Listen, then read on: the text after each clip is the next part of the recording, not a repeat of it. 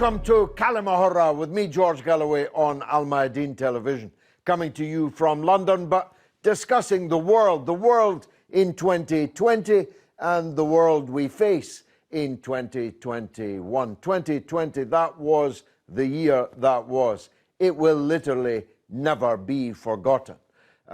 Huge numbers, millions of people were either cut down and killed by a pandemic, or were debilitated in one way or another by that pandemic, or died because the health services of various countries had to be switched, or were switched almost in their entirety, to dealing with a virus. So people have died of things they might otherwise have been able to be treated for and survived. War, of course, has continued to rage.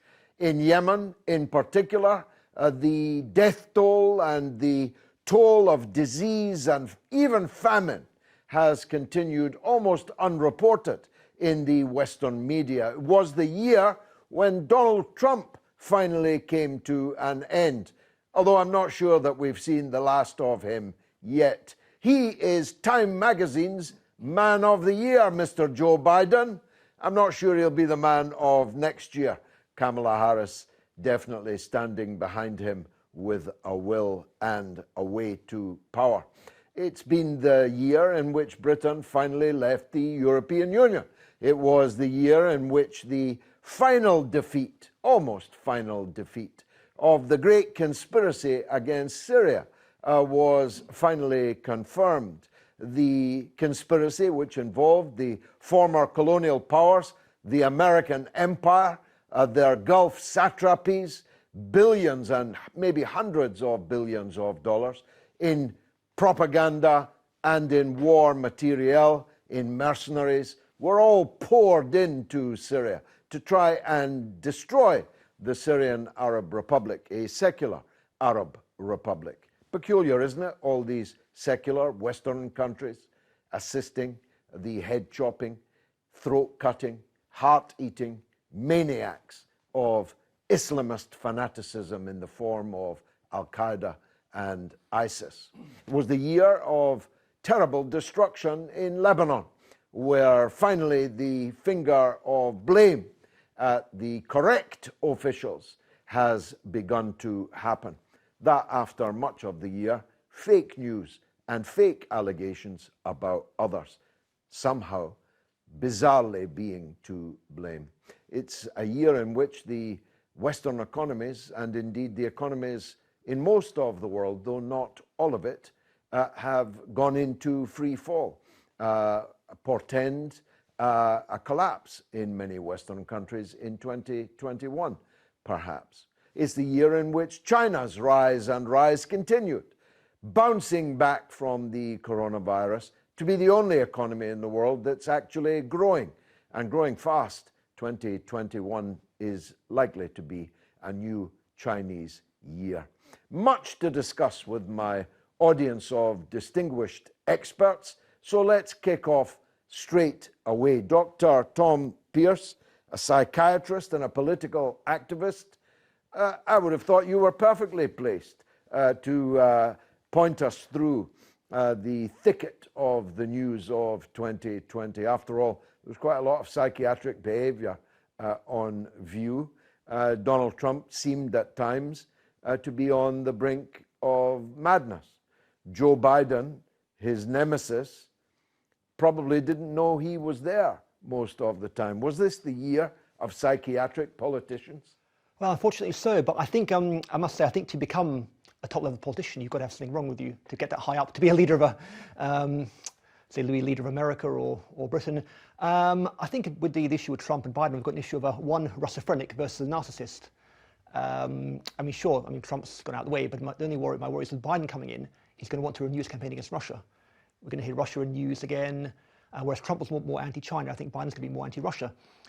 In terms of or both, of course. Indeed. The New York Times op-ed, no, the Washington Post op-ed towards the end of the year was warning Biden not only to concentrate on confronting China, but alleging that Russia is involved in a secret war against the United States, and that thus he must fight a war on two fronts against China and Russia. What could possibly go wrong? Well, I can see us having another Steele dossier Mark II coming up. More fake news against Russia, more claims that Russia is paying off the Taliban to kill American troops. I mean, all these claims have been debunked, of course, but people do fall for them, unfortunately. The media is aggressively pushing them, and I think we'll see more of the same next year. Dr. Marcus Papadopoulos, about to publish a wonderful book on the new Russia foreign policy. Many people will be looking forward to that around the world. You're political analyst, of course, and editor of Politics First magazine. First of all, give us your summary of 2020, and perhaps more importantly, your predictions for 2021. Well, there's no question about it that 2020 has been a truly abhorrent year. But I think we need to acknowledge that Iraqis, Syrians, Libyans and Serbs would say that their experiences over the last 25 years or so have been far worse in comparison to what most of the world has experienced this year. It was only a few years ago that the Syrian people, in my estimation, were on the brink of annihilation at the hands of ISIS and Al-Qaeda. Now, I think when we talk about the devastating impact that what is known as COVID-19 has had on the world, we have to determine which part of the world we're talking about, because most countries in the world took precautions against COVID-19. However, in Russia, Iran, Syria or Cuba, we didn't hear talk from politicians there or journalists there about a new normal. We haven't heard politicians or journalists in the aforementioned countries talking about a new beginning in the country and how life will never go back to how it was again. However, in Western countries, and principally the Anglo-Saxon countries of the world, by which I mean, of course, Britain, America, Canada, New Zealand and Australia, we have heard politicians and journalists talking about the new normal. We have seen thousands of jobs, thousands of livelihoods destroyed. So I'm quite concerned, not just by COVID-19, but I'm concerned about how this is being handled. And I would go as far to say exploited by some very dangerous forces in the Western world, because Russia had a lockdown, Iran had a lockdown. But as I said, no one there is talking about... Whether they're talking about it or not, it's objectively true, isn't it? Iran has been devastated. Yes. And as a matter of deliberate policy by the United States, the Trump administration did everything they could to destroy the Iranian people using the COVID-19 crisis. Russia not only was devastated by the pandemic, but was the first in the field with a workable vaccine. Not that we're able to buy it here, of course. They would never allow that. COVID-19 has put thousands of businesses out of business. It will undoubtedly lead to the snapping up of assets at fire sale prices by bigger businesses. The trend to monopoly will accelerate, and millions of people are out of work. In the United States, there are more people out of work now as a percentage than were out of work in 1935 at the height of the Depression. I mean, this is real. It certainly is, but there are safeguards in place in countries such as Russia and Iran which are preventing thousands of people from losing their jobs. For example, in Russia, there's a Soviet-era piece of legislation which stipulates that in a scenario where there is a natural disaster, so to speak, it is the legal obligation of the Russian government to ensure that not one Russian citizen loses their jobs. So every Russian citizen who has been out of work in 2020 has received a full salary. Now that, in my opinion, speaks plenty about the decent legislation which the Soviet Union had, but you can't say the same about Britain. You Far can't say from the it. same about America. Far from it. Mass penury, poverty has been the result for the masses in most Western countries. James Giles, you are the smartest political 20-year-old I've ever met since I met myself at 20. One of the youngest candidates in the British general election just a year ago, did very well too. As a 20-year-old, how was 2020 for you? Absolutely dire. But I think it was dire for all manner of people. Touching on some of Marcus's points, it was certainly a devastating year for many people in the West. The East seemed to have bounced back. And handle it better. And handle it far better. You mentioned of course, Russian vaccine. Well, here in Britain, we've just approved the Pfizer BioNTech vaccine. And you have the Western media, CNN, standing outside a London hospital interviewing this 90-year-old gentleman saying, "You're one of the first in the world to be vaccinated. How do you feel?" Of course, completely missing quite the point. Fortuitously, his name Absolutely. was William Shakespeare.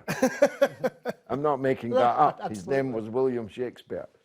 But completely missing the point, of course, that in other parts of the world that perhaps aren't quite as friendly with the West, vaccines have been available for quite some time and with some success. China has 5. Absolutely. Like London buses, you wait for one and 5 come along at once. But the vaccination programme here in the West, we've only got the one. We're still waiting for the other 4 buses to turn up. Not quite as efficient as countries like China. But that one vaccine we've got now, of course, can't be given to those who have adverse medical conditions. If you're at risk of anaphylactic shock, you can't have it. And so it seems that we are lagging behind the East. I think next year the economy will continue to grow and thrive in places like China, whilst the job losses that we've seen in the West, be you a young person like myself, many of my colleagues will be working 0 hours contracts, very little if they're lucky, yeah. job security, be out of work, out of a job. Older people having their careers and their professions just torn apart as businesses go under and under and under in the West. That's only just beginning. And so 2020, whilst it has been a terrible year for most, 2021 at the moment in the West doesn't look like it's going to be a huge amount better.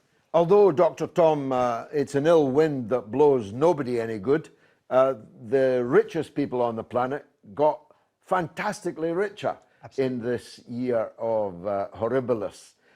This annus horribilis has been great for people like the owner of the Washington Post that I referred to earlier, who in his spare time runs Amazon. They've done really well. Will these be big structural changes? I suspect that they will. I don't think people are going to stop using Amazon and start going back to the high street to shop in the local department store. No, I agree. I think they'll be forced to use Amazon because a number of shops, if we have a third lockdown, a number of shops are going to go under. I think in addition to the businesses that have already gone under, far more businesses will fail, which will again push people to go online. On top of that, we have more people working from home, so they're going to be using the internet more frequently. As you mentioned, Jeff Bezos, I think he's accumulated several more billion at least in the more than that probably. I can't remember the figure, but he's accumulated a lot more money during the pandemic. Not only him, but a number of billionaires in the US have actually increased their wealth. If he gave every employee of Amazon £105,000 as a bonus, he would still be richer at the end of 2020 than he was at the beginning of it. Just think about that. This is a company that employs 500,000 people. Let's go to the United States and talk with Medea Benjamin, a wonderful American political activist who co-founded Code Pink, with whom I used to work in the Iraq issue in years gone by. Can Biden reunite the divided states of America? This country is not going to be united. This is a divided country, deep divisions that Trump only brought them out, but they existed before Trump. We have systemic racism, which the country refuses to really address. We have a climate crisis, which this country refuses to address. This pandemic is only reveals how broken the US health system is. And then there's issues just about priorities. And I think Trump has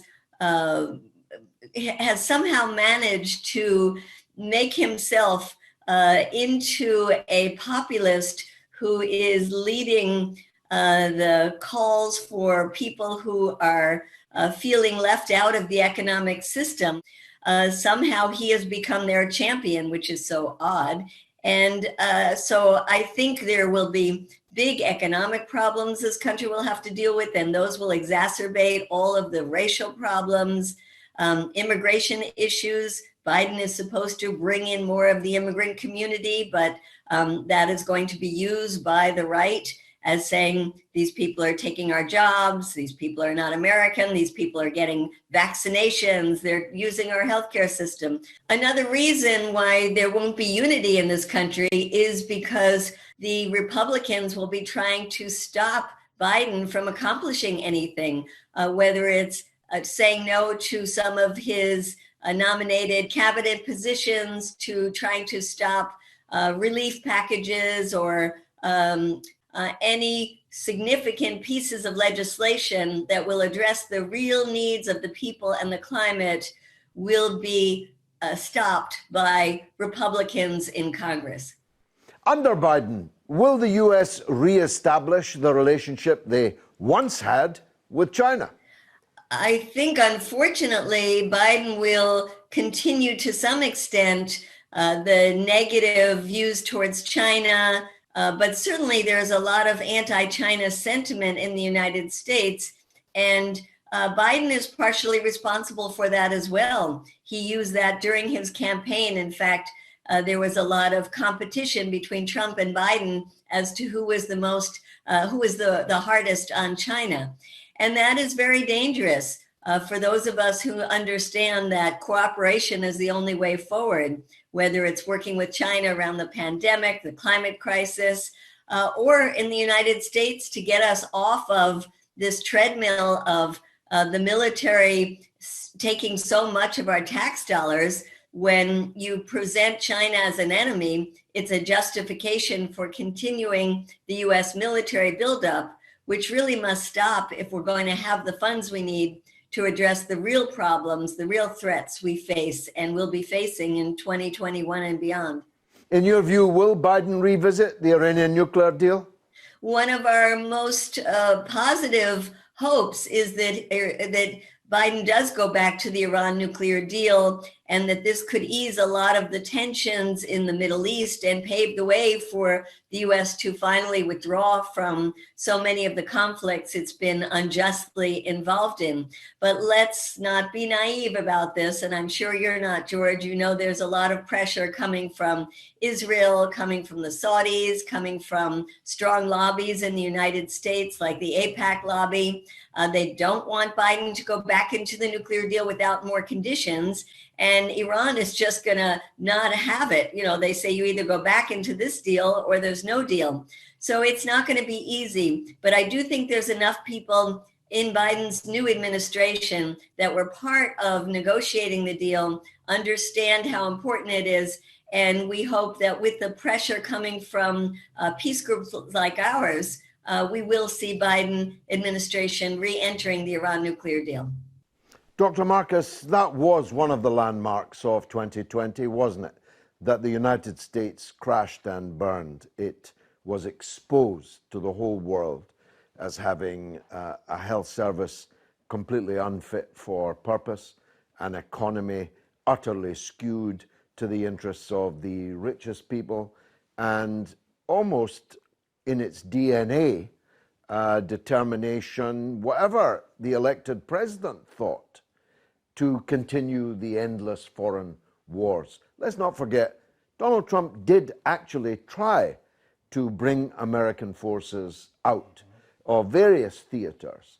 He was simply unable to do so, either because of his cabinet members or the deep state. Somehow he was frustrated in that.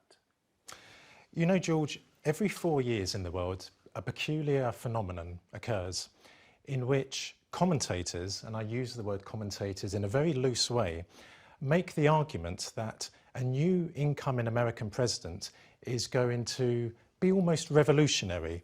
They're going to bring good to America, they're going to bring good to the world. And it really is preposterous nonsense. It is absurdity at its most absurd. And it demonstrates that these so-called commentators, who by and large are liberals, or we might call them today neoliberals, are totally ignorant about the structures of power in America. Because despite what the US Constitution states, namely that an American president has tremendous powers, in reality, the structures of power in America are not centered on the president. They're centered on families, they're centered on organizations, institutions, companies, and corporations.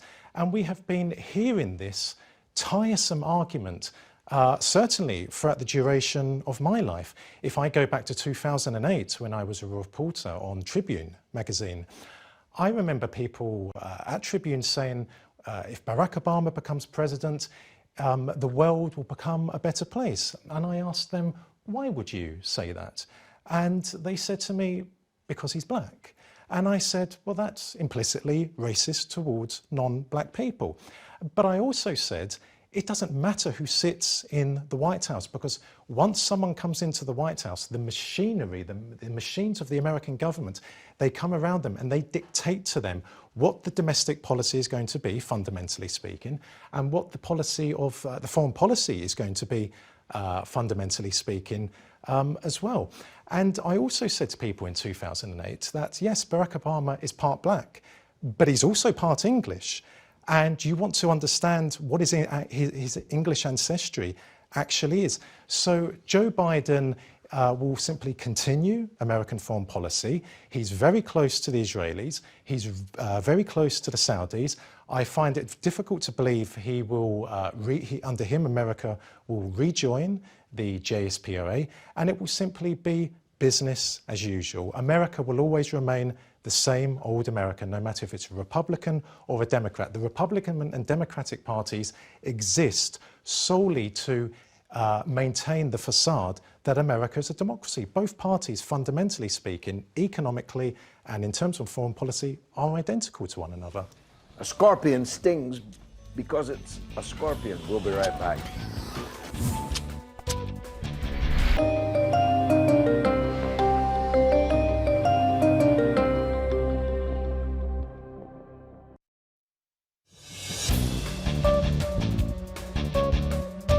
You're watching Kalima Horra with me, George Galloway, on Al Mayadeen Television, coming to you from London, but reviewing the world in 2020 and the world we face now in 2021. Dr. Tom, let's deal with Iran first.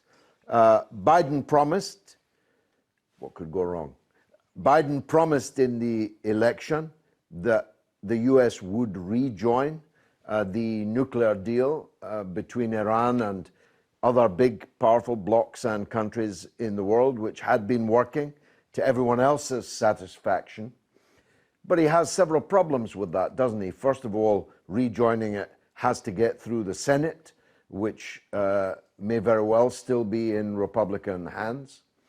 It has to face up to the Israel lobby in America, which is determined to stop that re-entry. Then the Iranian resistance to any further changes to that deal before allowing America to rejoin it, and its demand that all sanctions have to be lifted on Iran. How realistic is it that we'll see a new US posture towards Iran? I think the first thing to point out is that America's been punishing Iran since the 1953 when they overthrew, or they played a role in overthrowing President Mossadegh, who tried to nationalize the country's oil. Ever since then, it's been a case of death by 1,000 paper cuts with sanctions, and regardless of who's in charge, whether it's a Democrat or a Republican president, sanctions have been pretty much full on the Iranians. I think, although Biden might talk the talk, he might appear more conciliatory, he might be more appear to want to rejoin the deal. He's going to be given his marching orders. As Marcus said, there is a machinery around the president. Biden is influenced by AIPAC. There are people in the Democratic Party who want a war with Iran. So Indeed, that's so.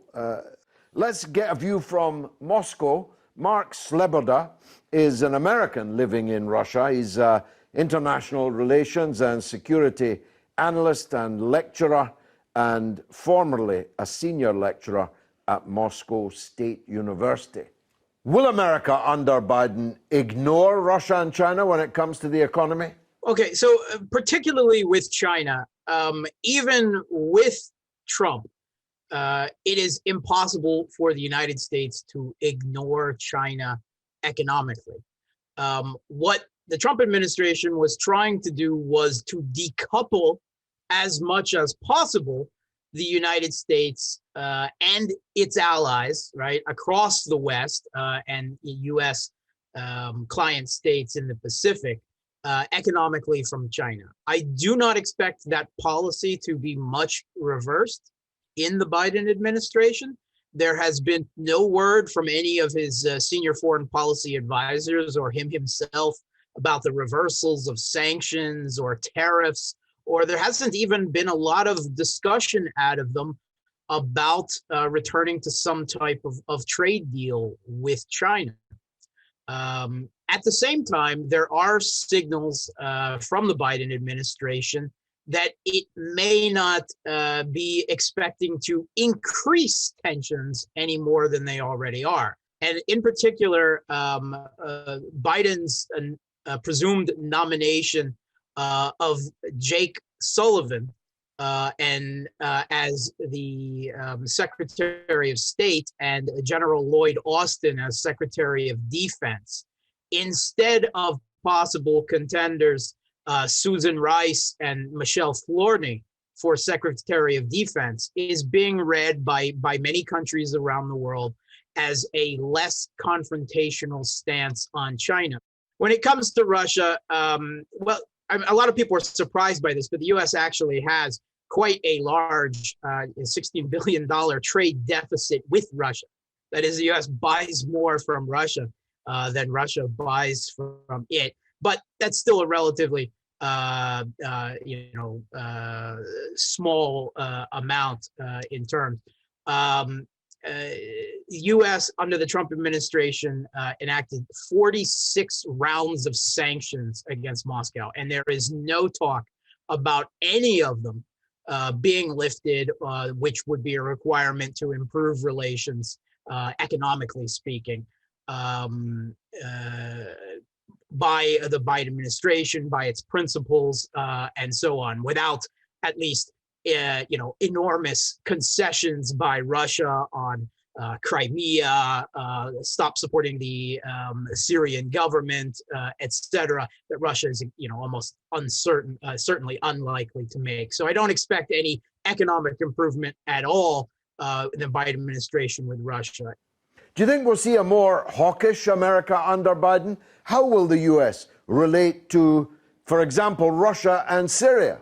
Yeah, there are mixed signals out of the Biden administration. And we have to remember that Biden was vice president under Obama for the U.S.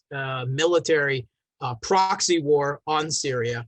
And then, the beginning of the deployment of troops. Likewise, Biden was Obama's point man for the new regime that they helped shepherd into power after it overthrew the democratically elected government in Ukraine in 2014. I would accept the Biden administration will probably increase military arms supplies and support for the government in Ukraine, which will lead to a symmetrical response from Russia to Ukrainian forces in the Donbass that are still opposed to the regime in Kiev. And that there's a potential for military escalation and conflict there. In Syria, there are a lot of discussion by Biden's senior foreign policy advisors about the restoration of the proxy war on Syria, the illegal arming, training, and salarying of tens of thousands of sectarian Islamist and jihadist militants that are currently all supported by Turkey. If that's the case, then that could lead to a resuscitation of more serious potential for direct military conflict between the U.S. and Russia and Syria. Essential, of course, it would be better if the U.S. would just withdraw their illegal occupation forces. But I think that would be very hard for Biden to do, even if he wanted to, because under the Trump administration, it became clear that the US deep state, the unelected bureaucracy in the security services, the Pentagon, the State Department, do not want to see the US withdraw from Syria, even if Biden wanted to, which I've seen no indication of. Dr. Marcus, that's one of the great mysteries of the age, isn't it? Trump, in the narrative of the liberals in the West, Trump was a Russian agent. He was Putin's buddy. He was deeply compromised. Compromat was held on him, and all of this guff, none of which was ever established. The truth is, isn't it, that the Trump years, as Mark just said, 46 rounds of sanctions against Russia, the withdrawal from the INF treaty, the refusal to prolong other, even more important military agreements, the withdrawal from the open skies, the confrontation in Syria, and so on. Actually, Trump was more anti-Russian in his actions than any of his recent predecessors.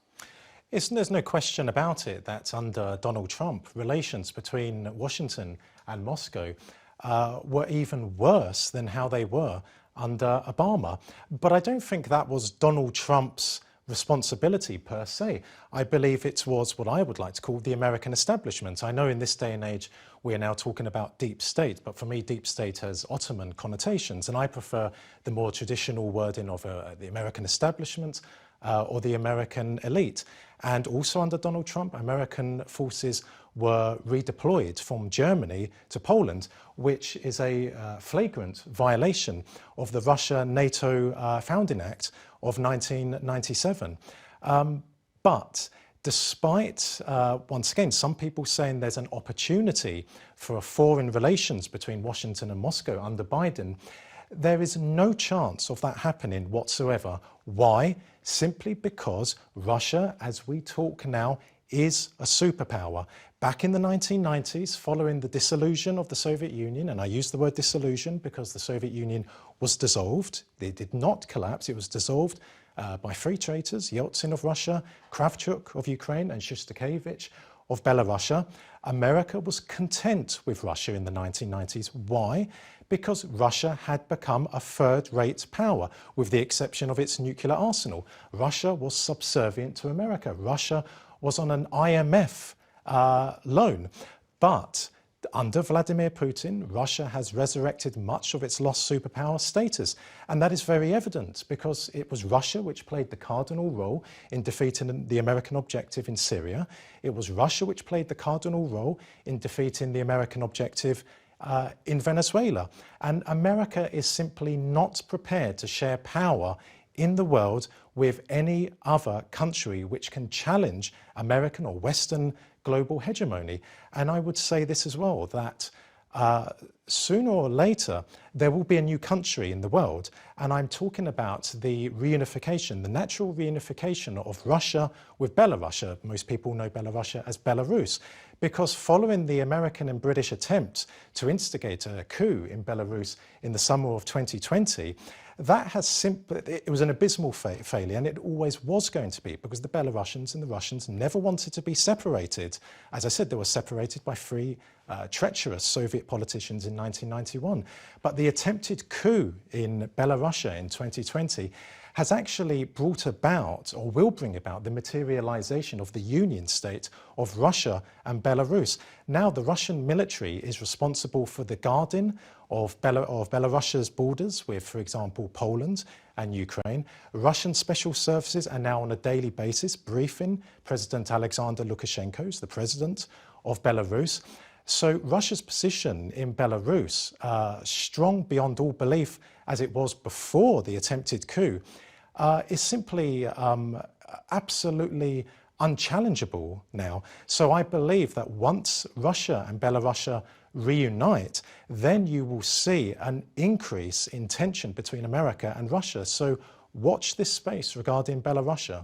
We will, definitely. Let's go to Alex Rubinstein, who's in Mexico City. Alex is an investigative journalist for the Grey Zone Mint Press, Sputnik, and RT.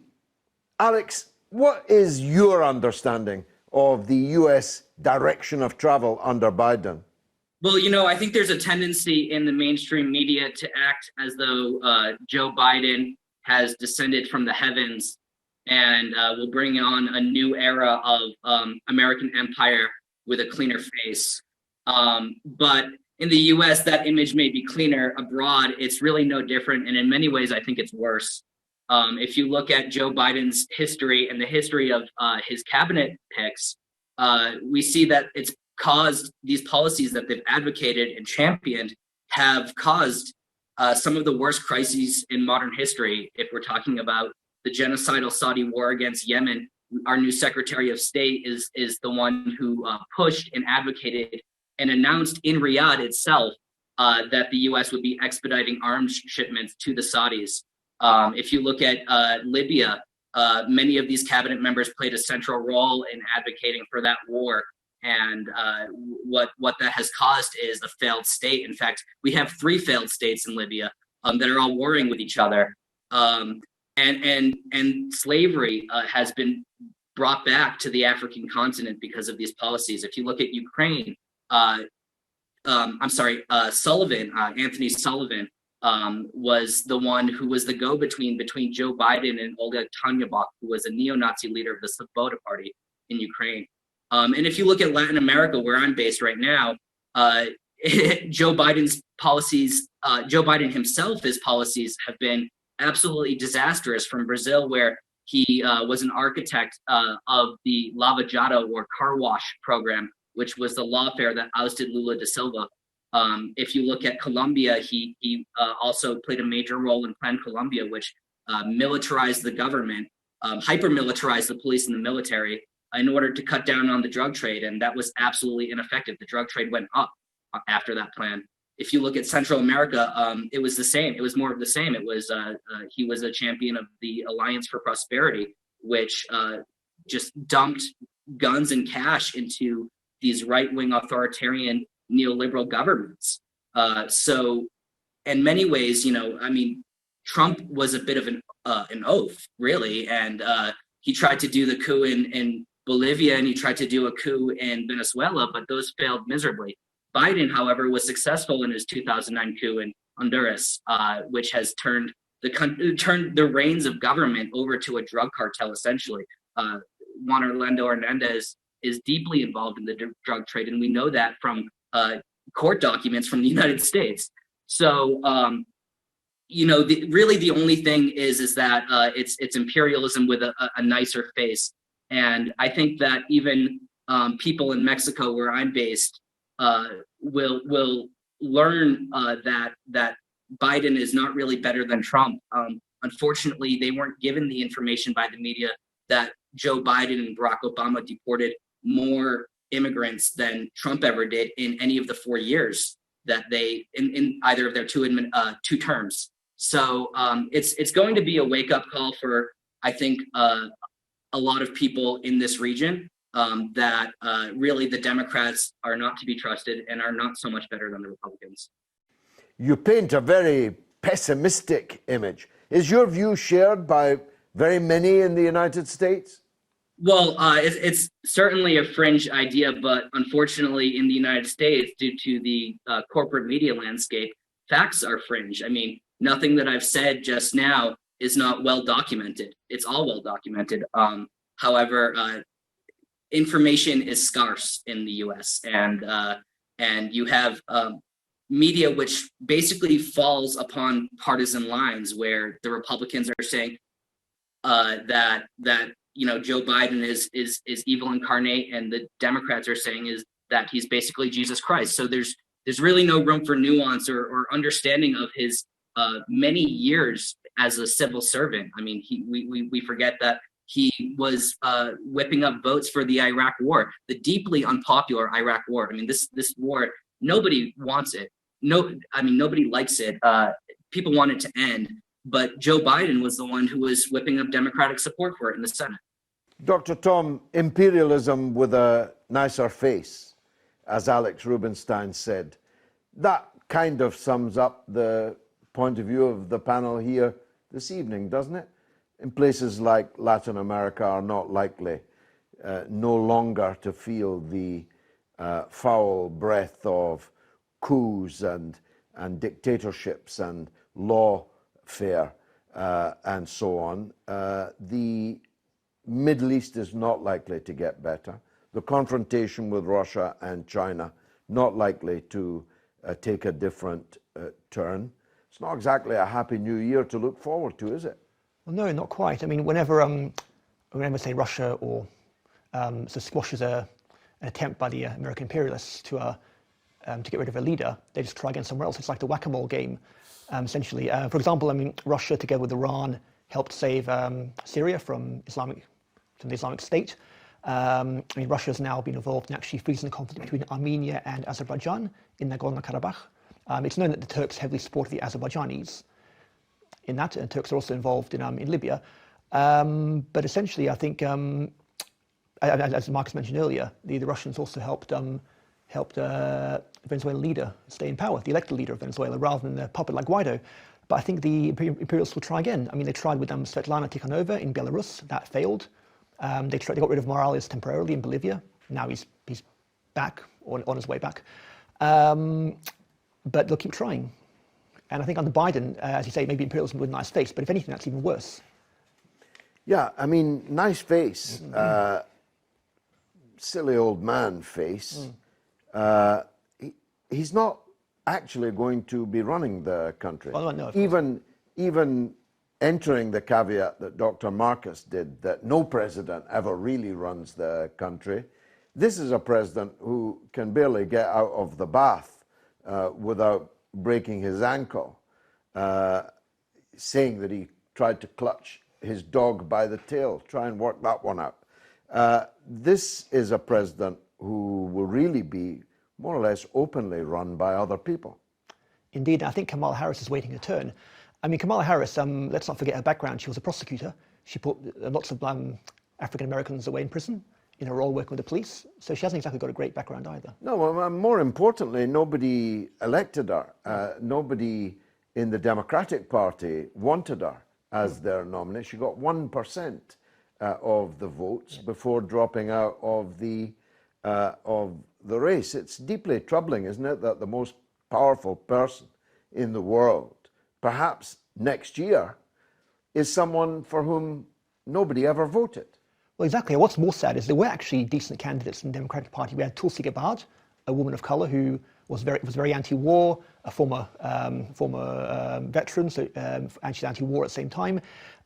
She was pro-healthcare. She was anti-imperialism. We had Bernie Sanders, who had a good record, yet they were pushed away by the Democratic machine.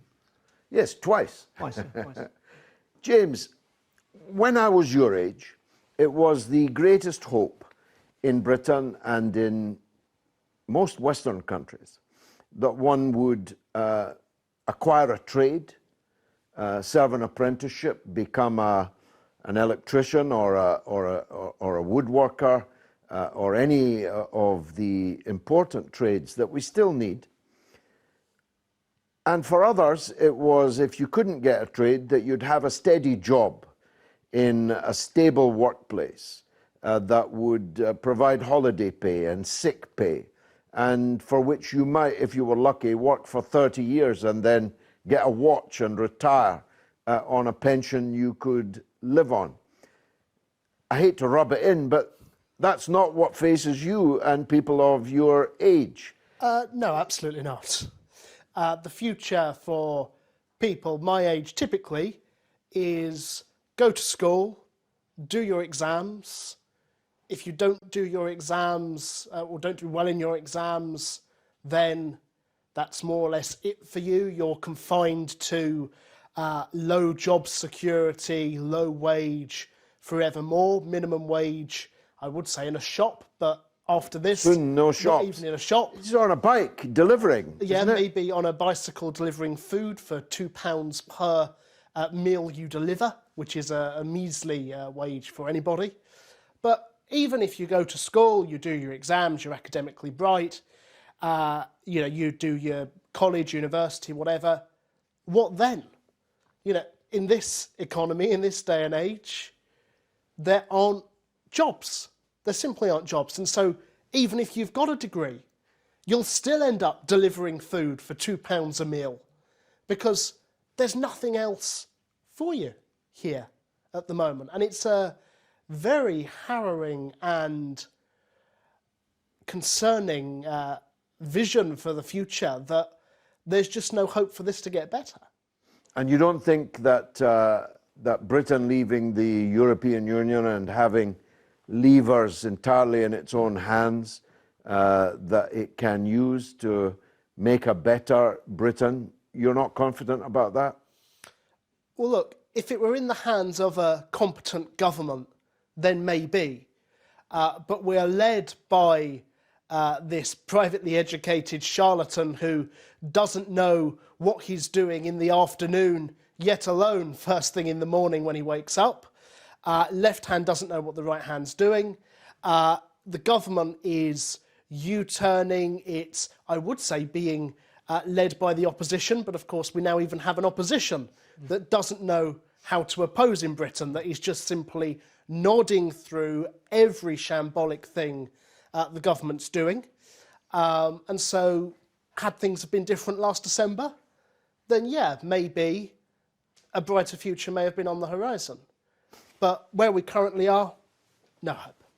Dr. Marcus, most people in the world would rather have President Putin running their country than the people who are running their country. And most people in the world would rather have their foreign policy in the hands of Mr. Lavrov than in the hands of the person currently running their foreign policy. Was that widely off the mark? I believe exactly what you said in this broadcast. I've come across quite a number of Britons who are now expressing a lot of sympathies towards Vladimir Putin, not necessarily his policies, but the way in which he runs his country. Because Vladimir Putin is a very strong leader. Vladimir Putin is devoted to his country, to his land, to his people. Vladimir Putin will protect, by all means necessary, Russian culture, the Russian religion, Orthodox Christianity, and he will protect Russia from all threats, internal and external. The same, alas, cannot be said about Western leaders, in particular British and American leaders, because what we see in America and Britain are leaders who care nothing about their country, they care nothing about their culture, they care nothing about their people. What they care about is their own personal wealth, their own personal ambitions, and their own personal power. We see in Britain today British culture being deliberately eroded, and where are British politicians to stand up and defend British culture? We have a Labour Party which, once again, like the Republican and Democratic parties, is simply the Conservative Party. Indeed, Soviet diplomats used to say in the 40s and the 50s that the Labour Party is not a true working class party. It's not a true socialist party. There may be some individuals who are genuine, but as a whole, it is a party controlled by the British establishment. And I think the Soviets were absolutely correct.